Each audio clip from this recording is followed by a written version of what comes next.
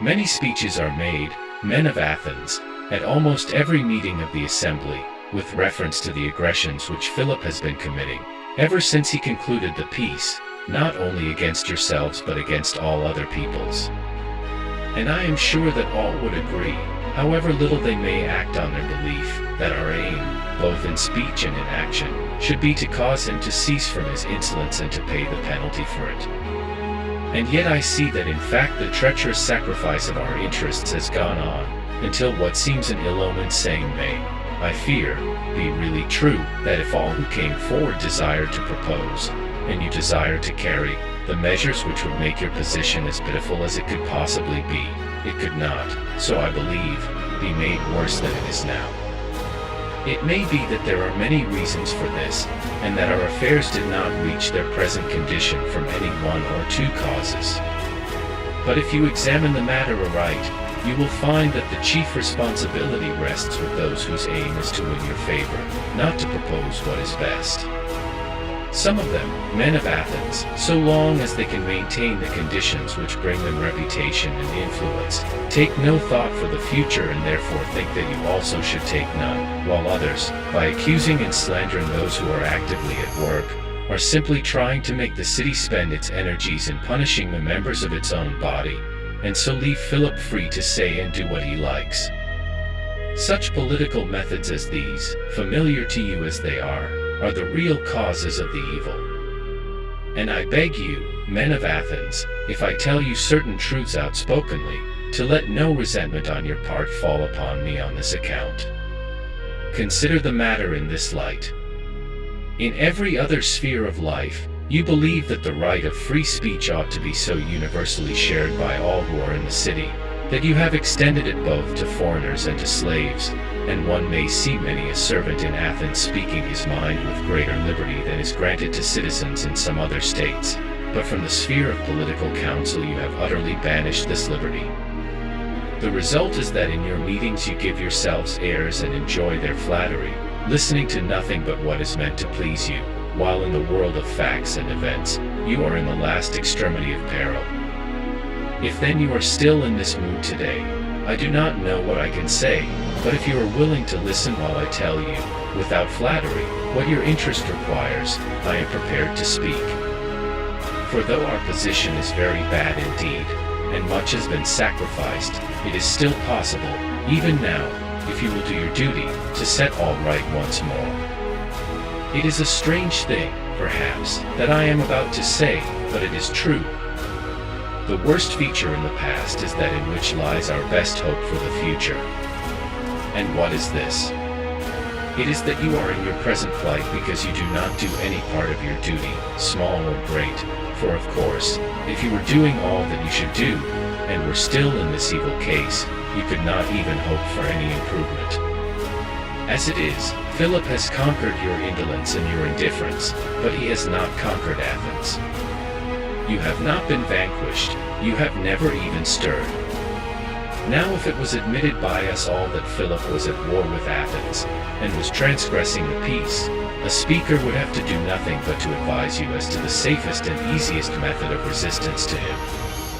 But since there are some who are in so extraordinary a frame of mind that, though he is capturing cities, though many of your possessions are in his hands, and though he is committing aggressions against all men, they still tolerate certain speakers, who constantly assert at your meetings that it is some of us who are provoking the war, it is necessary to be on our guard and come to a right understanding on the matter.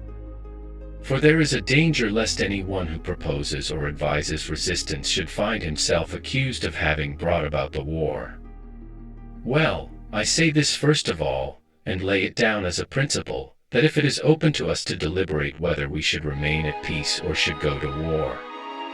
Now if it is possible for the city to remain at peace, if the decision rests with us that I may make this my starting point, then I say that we ought to do so, and I call upon anyone who says that it is so to move his motion, and to act and not to defraud us. But if another with weapons in his hands and a large force about him holds out to you the name of peace while his own acts are acts of war, what course remains open to us but that of resistance? Though if you wish to profess peace in the same manner as he, I have no quarrel with you. But if any man's conception of peace is that it is a state in which Philip can master all that intervenes till at last he comes to attack ourselves, such a conception, in the first place, is madness, and, in the second place, this peace that he speaks of is a peace which you are to observe towards Philip, while he does not observe it towards you. And this it is, this power to carry on war against you, without being met by any hostilities on your part, that Philip is purchasing with all the money that he is spending.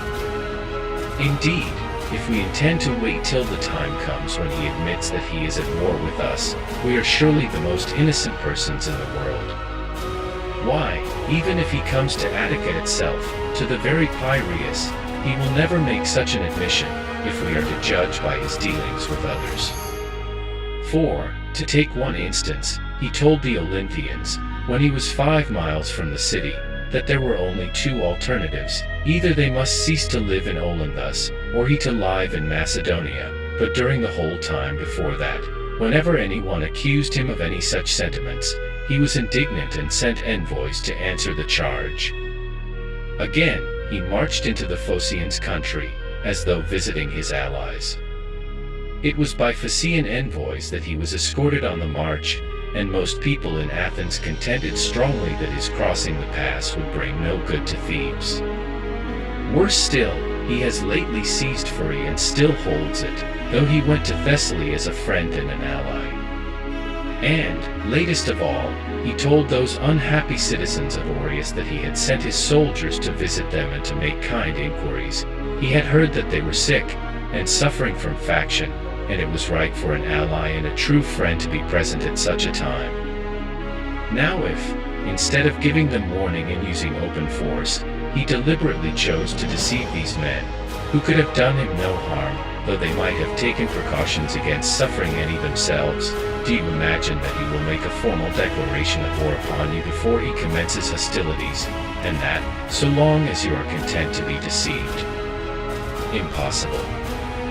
For so long as you, though you are the injured party, make no complaint against him, but accuse some of your own body, he would be the most fatuous man on earth if he were to interrupt your strife and contentions with one another, to bid you turn upon himself, and so to cut away the ground from the arguments by which his hirelings put you off, when they tell you that he is not at war with Athens.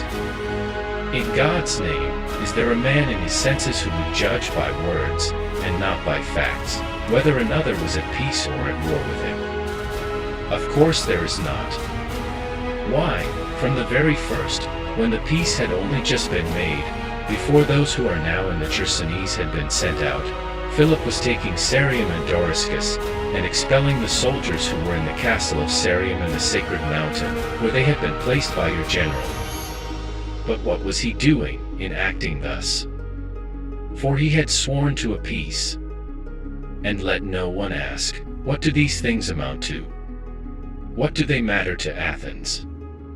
For whether these acts were trifles which could have no interest for you is another matter, but the principles of religion and justice, whether a man transgress them in small things or great, have always the same force.